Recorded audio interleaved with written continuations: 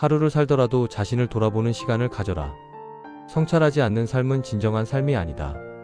내가 유배를 온 것은 정치적 음모 때문이기도 하지만 내가 교만했고 세상을 너무 단순하게 봤기 때문이기도 하다.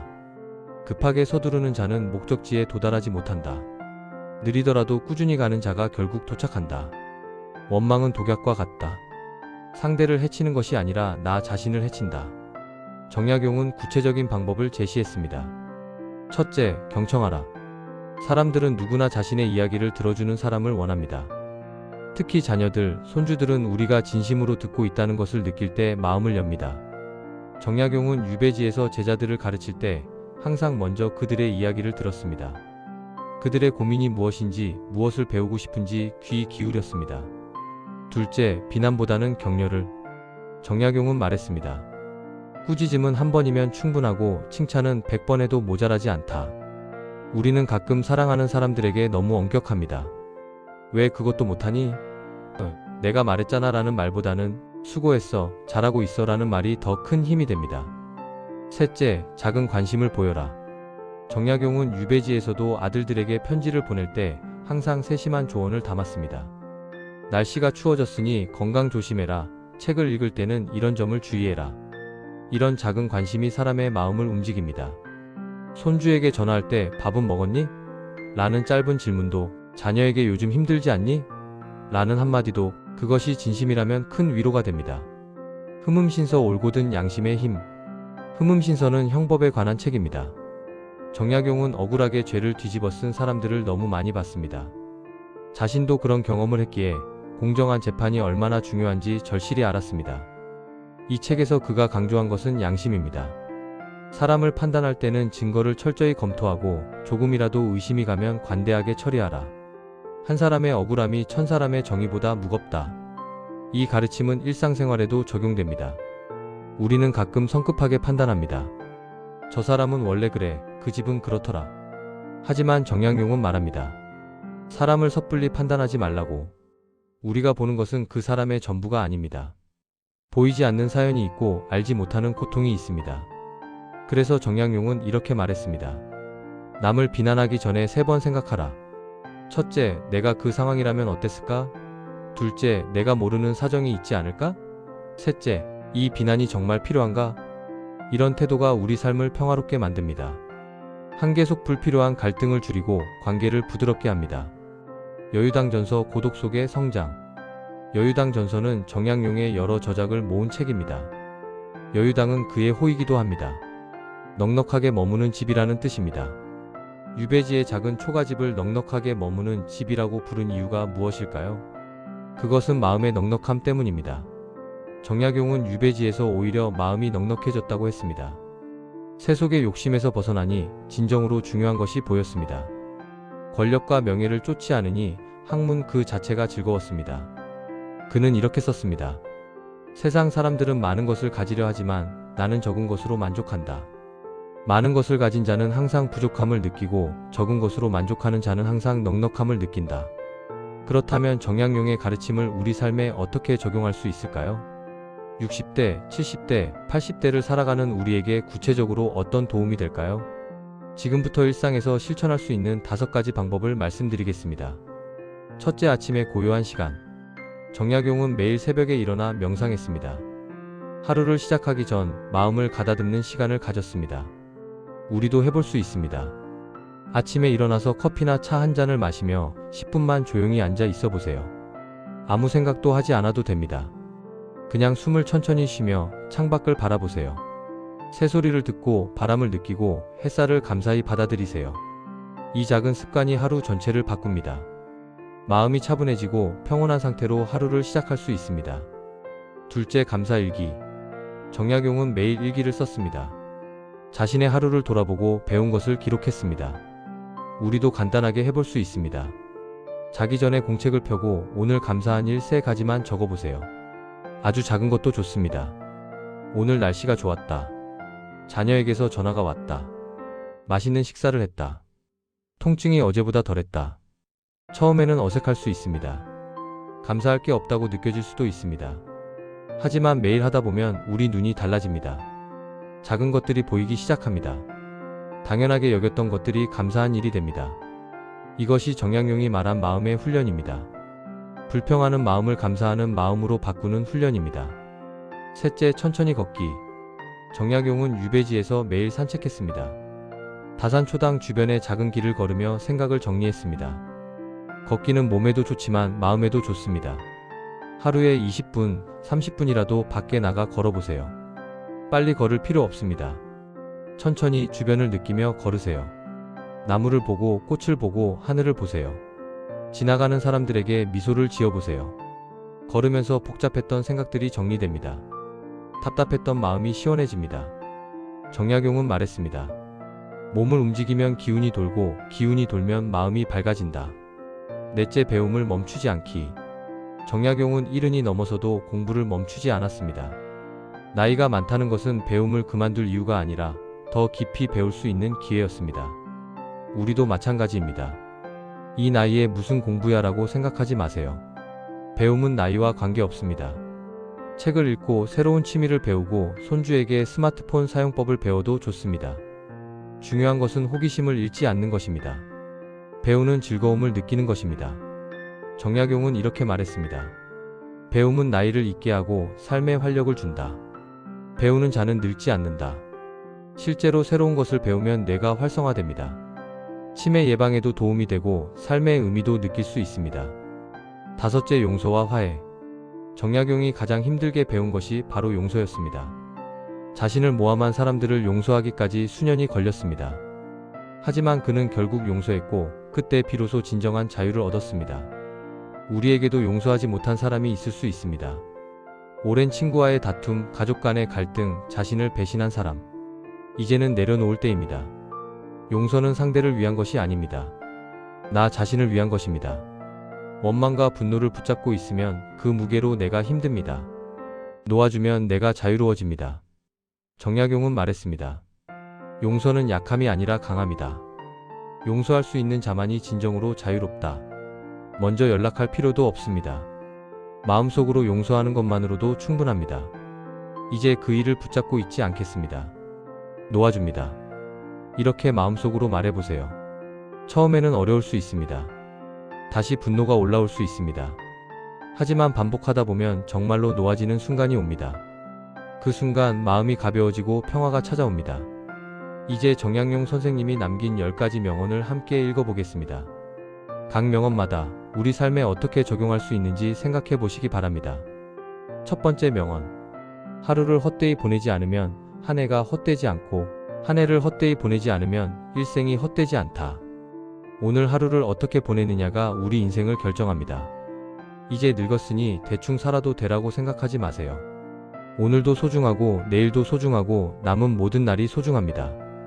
매일 작은 의미를 찾아보세요. 작은 기쁨을 만들어 보세요.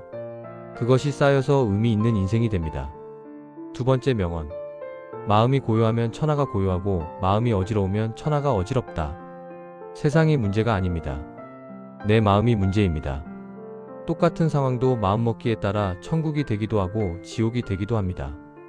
뉴스를 보며 세상을 걱정하는 것도 좋지만 내 마음을 먼저 돌보세요. 내 마음이 평온하면 세상도 평온하게 보입니다. 세 번째 명언. 책을 읽되 책에 얽매이지 말고 배우되 배움에 얽매이지 마라. 중요한 것은 삶 그 자체다. 지식보다 중요한 것은 지혜입니다. 많이 아는 것보다 중요한 것은 잘 사는 것입니다. 아무리 책을 많이 읽어도 그것이 삶을 변화시키지 못한다면 무슨 소용일까요? 배운 것을 실천하세요. 알고 있는 것을 살아내세요. 네 번째 명언. 사람은 누구나 실수한다. 중요한 것은 실수를 인정하고 고치는 것이다. 나이가 들면 고집이 세진다고 합니다. 자신의 잘못을 인정하기 어려워진다고 합니다. 하지만 정약용은 70이 넘어서도 자신의 실수를 인정했습니다. 내가 젊었을 때는 이것을 몰랐다. 이제야 깨달았다라고 솔직하게 말했습니다. 이것이 진정한 용기입니다. 나이가 많다고 항상 옳은 것은 아닙니다. 때로는 자녀의 말이 맞을 수도 있고 손주에게 배울 점도 있습니다. 겸손하게 인정하고 배우세요. 다섯 번째 명언. 친구는 많을 필요 없다. 진실한 친구 하나면 충분하다. 나이가 들면 친구가 줄어듭니다. 어떤 친구는 멀리 이사가고 어떤 친구는 먼저 세상을 떠나고 외로움을 느낄 수 있습니다. 하지만 정약용은 말합니다. 수많은 얕은 관계보다 한 명의 깊은 관계가 낫다고. 진심으로 이야기할 수 있는 친구, 서로를 이해하는 친구가 있다면 그것으로 충분합니다. 그런 친구가 없다면 스스로가 자신의 가장 좋은 친구가 되세요. 6번째 명언. 건강은 모든 것의 기초다. 몸이 편안해야 마음도 편안하다. 정약용은 유배지에서도 건강 관리에 신경 썼습니다. 규칙적으로 산책하고 절제된 식사를 하고 충분히 휴식했습니다. 나이가 들수록 건강이 중요해집니다. 아프면 아무것도 할 수 없습니다. 매일 조금씩 몸을 움직이고 좋은 음식을 먹고 충분히 쉬세요. 건강은 돈으로 살 수 없는 가장 큰 재산입니다. 7번째 명언. 고독은 저주가 아니라 축복이다. 혼자 있을 때 비로소 자신을 만난다. 많은 어르신들이 혼자 있는 시간을 두려워합니다. 하지만 정약용은 고독 속에서 자신을 발견했습니다. 혼자 있는 시간이 나를 성장시킵니다. 텔레비전만 보지 마세요. 자신과 대화하세요. 나는 지금 어떤 기분인가? 나는 무엇을 원하는가? 나에게 정말 중요한 것은 무엇인가? 이런 질문을 스스로에게 던져보세요. 8번째 명언. 원망하는 마음은 독약이고 감사하는 마음은 약이다. 원망과 분노는 우리 몸과 마음을 아프게 합니다. 실제로 의학적으로도 증명되었습니다. 만성적인 분노는 혈압을 올리고 심장을 아프게 하고 면역력을 떨어뜨립니다. 반대로 감사하는 마음은 치유합니다. 매일 감사할 일을 찾으세요. 작은 것이라도 좋습니다. 감사가 습관이 되면 삶 전체가 달라집니다. 9번째 명언. 늦었다고 생각할 때가 가장 빠른 때다. 이제 나이가 많아서 라는 말을 하지 마세요. 새로운 것을 시작하기에 늦은 나이는 없습니다. 그림을 그리고 싶었다면 오늘 시작하세요. 악기를 배우고 싶었다면 오늘 시작하세요. 운동을 하고 싶었다면 오늘 시작하세요. 정약용은 환갑이 넘어서도 새로운 책을 쓰고 새로운 것을 배웠습니다. 지금이 가장 좋은 때입니다. 10번째 명언. 인생의 마지막 순간에 후회하지 않으려면 지금 이 순간을 충실히 살아라. 우리 모두에게 마지막 순간이 옵니다. 그때 무엇을 후회하게 될까요? 더 많은 돈을 벌지 못한 것을 후회할까요? 아마 아닐 것입니다. 사랑하는 사람들과 더 많은 시간을 보내지 못한 것, 진심을 전하지 못한 것, 용서하지 못한 것을 후회할 것입니다. 그렇다면 지금 하세요. 사랑한다고 말하세요. 미안하다고 말하세요. 고맙다고 말하세요. 오늘이 마지막 날처럼 살라는 말이 아닙니다. 오늘을 의미 있게 진심으로 살라는 말입니다. 정약용에게는 두 아들이 있었습니다. 하규와 학연, 그들은 아버지가 유배를 떠날 때 아직 어렸습니다. 아버지의 얼굴조차 제대로 기억하지 못할 나이였습니다. 정약용은 유배지에서 아들들에게 수많은 편지를 썼습니다. 그 편지들 속에는 아버지의 그리움과 사랑, 그리고 삶의 지혜가 담겨 있었습니다. 한 편지에서 정약용은 이렇게 썼습니다. 얘야, 아버지가 곁에 없어 너희가 많이 힘들 것이다. 하지만 이것을 기억하거라. 진정한 공부는 책에서만 배우는 것이 아니다. 삶 자체가 가장 큰 스승이다. 어려움을 만났을 때 그것을 원망하지 말고 배움의 기회로 삼아라. 그것이 아버지가 유배지에서 배운 가장 큰 교훈이다. 또 다른 편지에는 이런 내용이 있습니다. 사람들은 아버지가 불쌍하다고 말한다. 하지만 아버지는 이곳에서 진정한 행복을 배웠다. 화려한 것이 행복이 아니고 가진 것이 많다고 행복한 것이 아니다. 마음이 평온하고 양심에 부끄럽지 않고 하루하루를 의미 있게 산다면 그것이 진정한 행복이다. 아들들은 이 편지들을 소중히 간직했습니다. 아버지를 직접 만날 수는 없었지만 편지를 통해 아버지의 마음을 느낄 수 있었습니다. 그리고 그 편지들은 단순히 아버지와 아들 사이의 개인적인 편지를 넘어서 모든 사람에게 전하는 지혜의 메시지가 되었습니다. 18년의 유배 생활이 끝나고 정약용은 마침내 고향으로 돌아올 수 있었습니다. 75의 나이였습니다. 고향으로 가는 길, 그는 무슨 생각을 했을까요? 잃어버린 18년에 대한 원망? 아니었습니다. 그는 오히려 감사했습니다. 그 시간이 자신을 더 깊은 사람으로 만들었다는 것을, 진정으로 중요한 것이 무엇인지 깨닫게 해주었다는 것을 알았기 때문입니다. 집에 도착했을 때 이미 장년이 된 아들들이 그를 맞이했습니다. 서로 껴안고 눈물을 흘렸습니다. 그날 밤 정약용은 아들들에게 말했습니다. 이 아버지가 너희에게 줄 수 있는 유산은 돈도 권력도 아니다. 다만 이것만은 기억하거라. 어떤 상황에서도 마음의 평정을 잃지 마라. 고난은 우리를 무너뜨리는 것이 아니라 단단하게 만드는 것이다. 그리고 무엇보다 인간으로서의 양심과 도리를 저버리지 마라. 정약용은 고향에 돌아온 후에도 계속 공부하고 저술했습니다. 76세 세상을 떠날 때까지 그는 배움을 멈추지 않았습니다. 그의 마지막 말은 이것이었다고 합니다. 나는 행복한 삶을 살았다. 후회는 없다. 억울한 유배, 가족과의 긴 이별, 가난과 고독. 이 모든 것을 겪었음에도 그는 후회가 없다고 말할 수 있었습니다. 왜일까요? 그는 주어진 상황을 원망하지 않고 받아들였고 그 안에서 의미를 찾았고 끝까지 자신의 길을 걸었기 때문입니다. 오늘 우리는 다산 정약용 선생님의 삶과 철학을 함께 살펴보았습니다. 200년 전에 살았던 한 사람의 이야기가 오늘을 사는 우리에게 여전히 깊은 울림을 주는 이유는 무엇일까요? 그것은 인간의 본질은 변하지 않기 때문입니다. 200년 전에도 오늘날에도 사람들은 고통을 겪고 외로움을 느끼고 의미를 찾으려 애씁니다. 그리고 그 과정에서 필요한 것은 똑같습니다. 흔들리지 않는 마음, 자신을 돌아보는 용기, 고독을 친구로 삼는 지혜, 그리고 무엇보다 삶을 사랑하는 마음. 우리는 가끔 이렇게 생각합니다. 내 인생의 가장 좋은 시절은 지나갔어. 이제 남은 건 쇠퇴하고 기다리는 것뿐이야. 하지만 정약용 선생님은 다르게 말합니다. 인생의 후반부는 끝이 아니라 완성입니다. 젊었을 때는 성취를 추구했다면 이제는 의미를 추구할 때입니다. 바쁘게 달렸다면 이제는 천천히 음미할 때입니다. 많은 것을 갖고자 했다면 이제는 진정으로 중요한 한계 속것을 누릴 때입니다.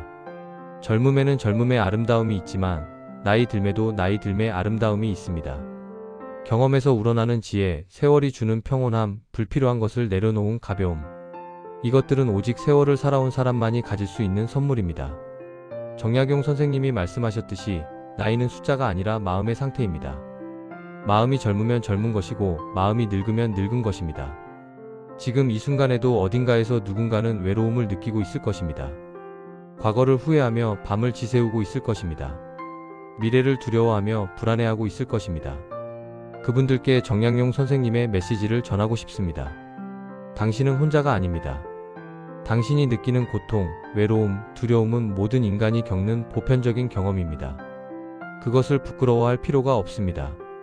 과거는 이미 지나갔고 바꿀 수 없습니다. 하지만 과거를 바라보는 당신의 시선은 바꿀 수 있습니다. 후회 대신 배움을 선택하세요. 미래는 아직 오지 않았습니다. 두려워할 필요가 없습니다. 오직 지금 이 순간만이 실제합니다. 이 순간을 충실히 살아가세요. 내일 아침 눈을 뜨면 이렇게 말해보세요. 오늘도 나에게 주어진 소중한 하루다. 이 하루를 의미 있게 살겠다. 창문을 열고 신선한 공기를 마시세요. 하늘을 보고 새소리를 듣고 살아있음을 감사하세요. 커피나 차 한 잔을 천천히 마시며 오늘 하루를 계획해보세요. 거창한 계획이 아니어도 됩니다. 오늘은 산책을 30분 하자. 오늘은 오래된 친구에게 전화해보자. 오늘은 좋아하는 책을 한 장 읽자. 우리가 겪은 모든 어려움, 모든 고통, 모든 실패가 우리를 더 깊은 사람으로 만들었습니다. 그것들이 없었다면 우리는 지금의 우리가 될 수 없었을 것입니다. 그러니 우리의 주름을 부끄러워하지 마세요. 그것은 우리가 살아온 증거입니다. 웃으며 살았던 증거, 울며 견뎌냈던 증거, 사랑했던 증거입니다. 우리의 느린 걸음을 안타까워하지 마세요. 빨리 갈 필요가 없습니다. 천천히 주변을 느끼며 가는 것도 아름답습니다. 우리의 기억이 가끔 흐릿해지는 것을 걱정하지 마세요. 중요한 것은 기억하는 것입니다. 사랑했던 사람들, 행복했던 순간들, 의미 있었던 경험들. 그것들은 우리 마음속 깊은 곳에 영원히 남아 있습니다. 여러분은 충분히 잘 살아왔습니다. 완벽하지 않았을 수도 있습니다. 실수도 했고 후회도 남았을 것입니다. 하지만 그것이 무슨 상관입니까? 완벽한 사람은 없습니다. 정약용 선생님도 완벽하지 않았습니다. 중요한 것은 최선을 다했느냐입니다. 주어진 환경에서 자신이 알던 범위 내에서 최선을 다했느냐입니다. 여러분은 그렇게 하셨습니다. 자녀를 키우며 가정을 지키며 직업을 다하며 관계를 유지하며 때로는 힘들었지만 포기하지 않았습니다. 때로는 넘어졌지만 다시 일어났습니다. 그것으로 충분합니다. 이제 자신에게 말해주세요. 나는 잘 살아왔어. 수고했어. 이제는 조금 쉬어도 돼. 자신을 용서하세요. 과거의 실수를 용서하세요. 자신을 칭찬하세요. 여기까지 온 것을 칭찬하세요. 그리고 자신을 사랑하세요. 있는 그대로의 자신을. 정약용 선생님의 마지막 가르침은 바로 이것입니다. 자신을 사랑하지 못하는 사람은 다른 사람도 진정으로 사랑할 수 없다. 먼저 자신에게 친절하라. 시간의 깊이가 중요합니다. 하루를 100년처럼 살 수도 있고 100년을 하루처럼 살 수도 있습니다. 매일을 의미 있게 충실하게 사랑으로 채운다면 그 하루하루가 모여 아름다운 인생이 됩니다. 정약용 선생님이 18년 유배 생활을 500권의 책으로 채웠듯이 우리도 남은 시간을 의미로 채울 수 있습니다. 사랑으로, 지혜로, 평화로, 감사로 채울 수 있습니다. 오늘 이 영상을 보신 모든 분들께 정약용 선생님의 축복을 전합니다. 흔들리지 않는 마음으로, 고요한 평정으로 하루하루를 의미 있게 살아가시기를 바랍니다. 고독을 두려워하지 말고 친구로 삼으시길, 고통을 원망하지 말고 성장의 기회로 삼으시길, 나이 듦을 슬퍼하지 말고 완성으로 받아들이시길 바랍니다. 그리고 무엇보다 자신을 사랑하고 다른 사람을 사랑하고 주어진 매일을 사랑하며 사시기를 바랍니다. 여러분은 소중한 사람입니다. 여러분이 살아온 삶은 의미 있는 삶입니다. 그리고 여러분 앞에 펼쳐질 날들도 여전히 아름답고 소중할 것입니다. 다산 정약용 선생님의 말씀으로 오늘을 마칩니다. 인생은 길지 않다. 하지만 깊이 살면 충분히 길다. 오늘을 헛되이 보내지 마라. 이 순간이 바로 영원이다. 감사합니다. 여러분 모두 평안하시고 건강하시고 행복하시기를 진심으로 기원합니다.